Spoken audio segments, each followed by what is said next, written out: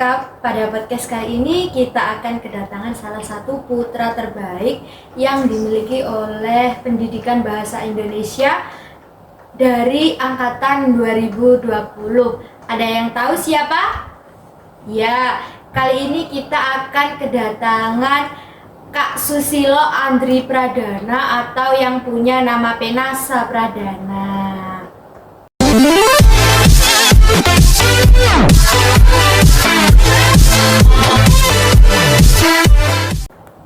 Halo Kak Andri, gimana kabarnya hari ini?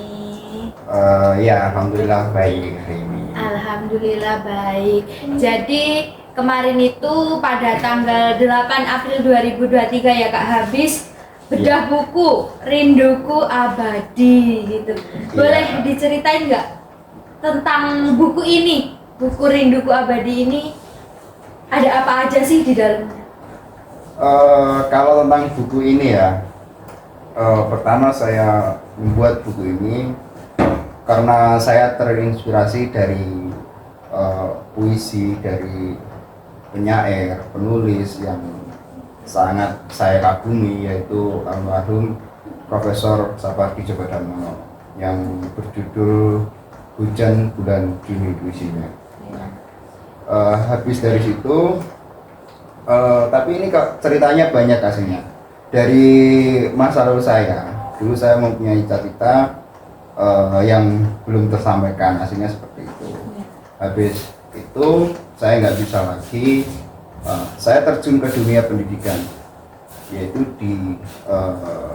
saya masuk ke kampus Universitas PGRI Adibuana dengan mengambil jurusan Pendidikan Bahasa Indonesia.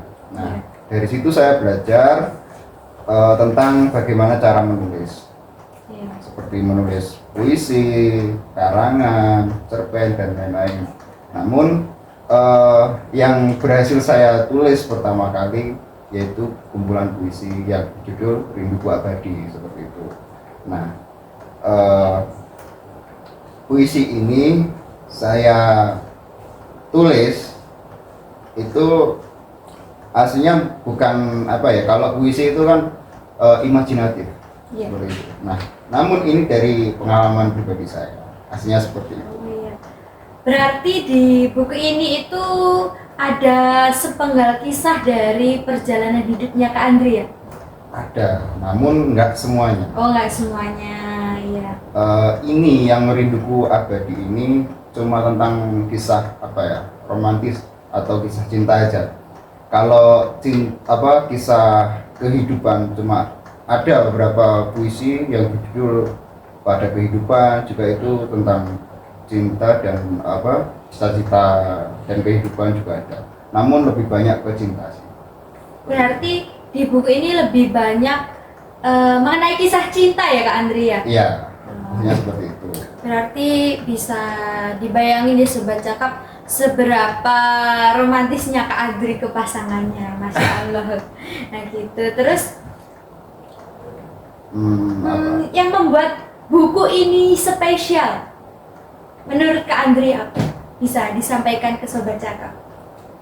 Yang membuat buku ini spesial dari apa ya? Saya kan dulu pernah diundang untuk seminar, untuk bedah buku juga. Sama pertanyaannya seperti Mbak Nada tadi. Yeah. Yang membuat buku ini spesial karena di situ ada doa yang selalu mengiringi setiap tulisannya. Oh, gitu. Jadi yang pertama di judul buku puisi pertama sampai terakhir itu nggak lepas dari doa.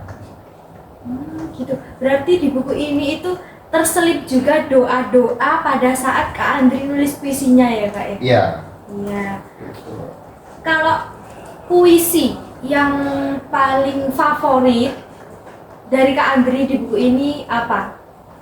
Judulnya gitu. Bisa disampaikan kenapa juga kok bisa puisi itu paling favorit juga paling spesial menurut Kak Andri? Ada 3 kalau nggak salah. Yang pertama itu yang tak terlupakan. Nah, saya lupa halaman berapa, namun puisi yang tak terlupakan itu spontan saya buat. Iya. pas waktu sore hari menjelang hujan sore, namun hujan gerimis-gerimis gitu. Iya. Nah itu setengah jam atau nggak sampai setengah jam saya tulis itu spontan, dan itu langsung saya apa ya, pas ketika baca lagi itu seperti teringat yang tak terlupakan. Yang kedua itu ada judulnya doa.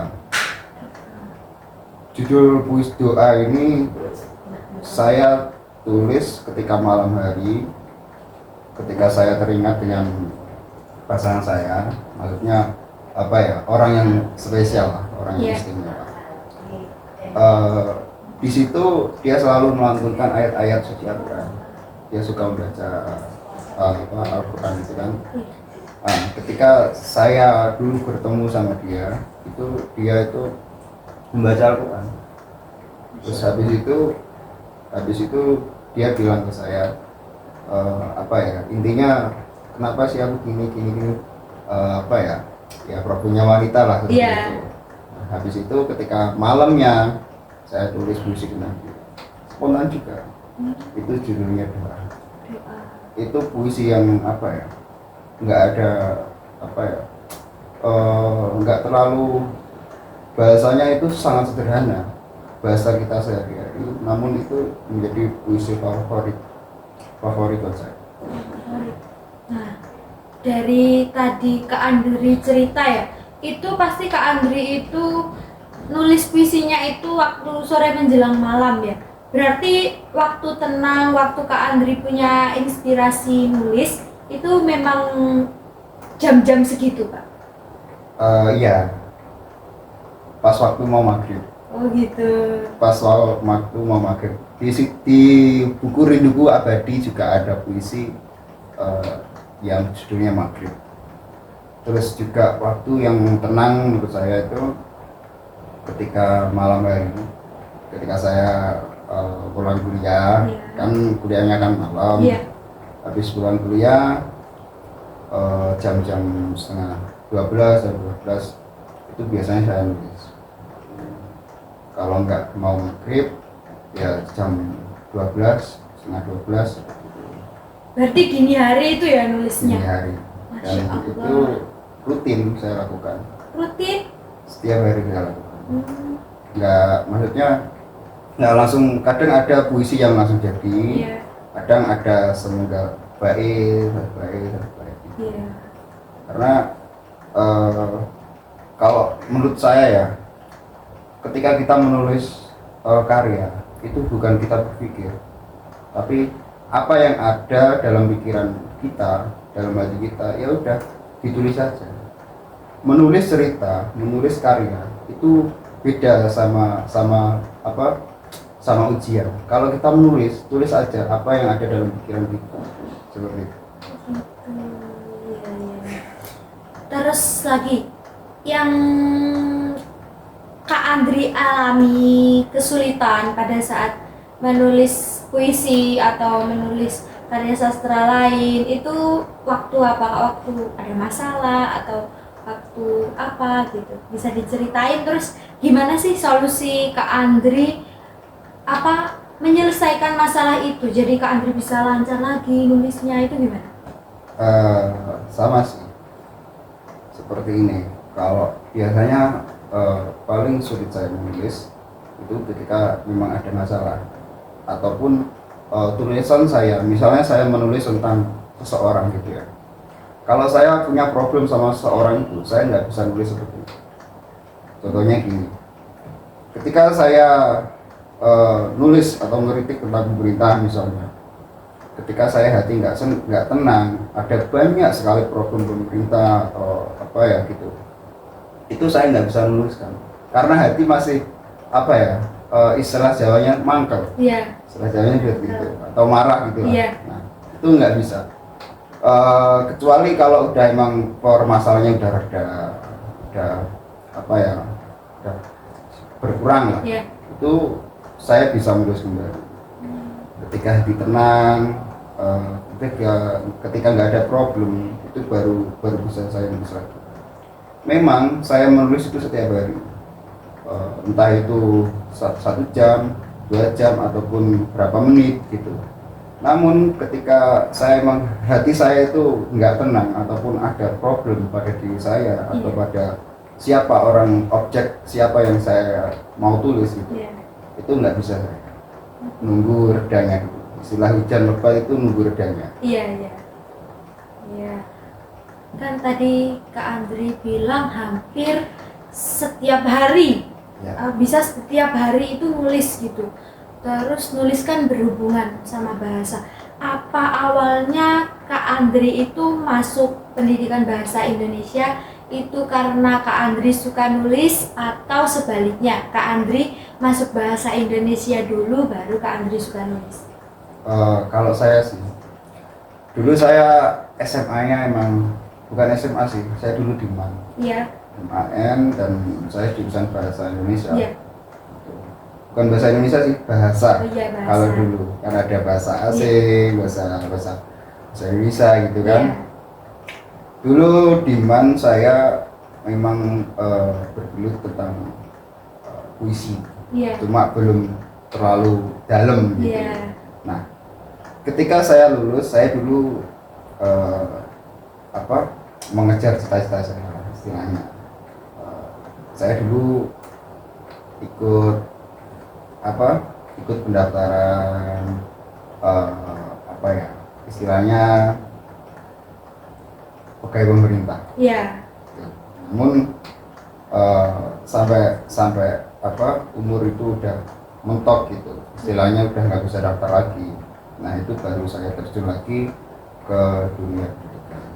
Memang dari dulu saya itu suka sama dunia pendidikan, misalnya belajar ataupun apa gitu saya suka. Tapi orang tua saya beda lagi gitu. Kamu harus istilahnya pengen instan gitu. Habis selesai dari SMA itu pengennya langsung udah kerja kayak negeri gitu. Iya. Namun saya beda lagi, nggak seperti itu. Tapi saya nggak bisa menolak apa kata orang tua saya. Iya. Gitu. Jadi saya turutin semua kata orang tua saya.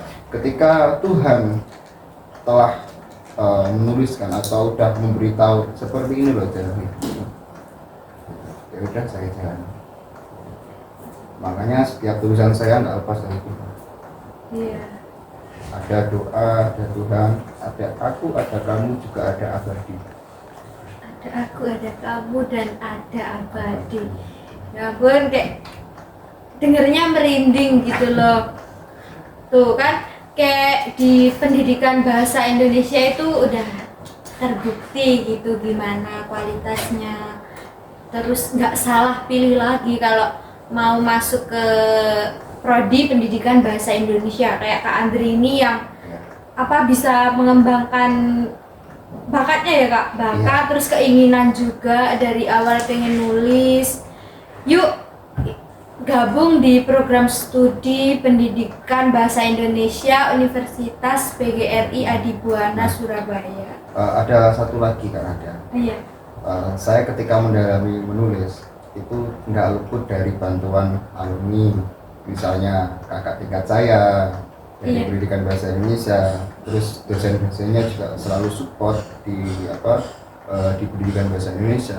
Ketika kamu mengalami sesuatu masalah pada waktu mau menuliskan sesuatu atau mau menerbitkan buku, saya sukanya di sini, sangat suka sekali, dan saya bersyukur banget dari alumni, teman-teman dan juga dosen itu sangat support sekali kalau mahasiswanya ingin berkembang, berkreasi seperti itu. Oh gitu ya, berarti itu juga salah satu keunggulan yang dimiliki oleh pendidikan bahasa Indonesia. Tuh Kak Andri udah bilang sendiri sebagai testimoninya, udah membuktikan sendiri bahwa dosen-dosennya, alumninya, terus teman-temannya juga mensupport.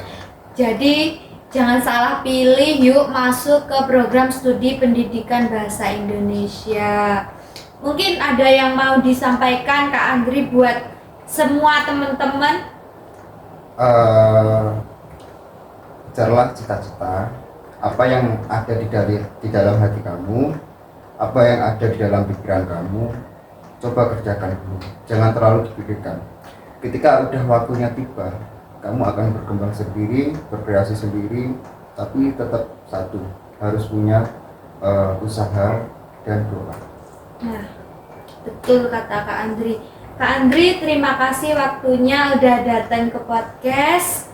Sampai jumpa Sobat Cakap di podcast selanjutnya. Dadah. I'm an icon, man. I'm a girl about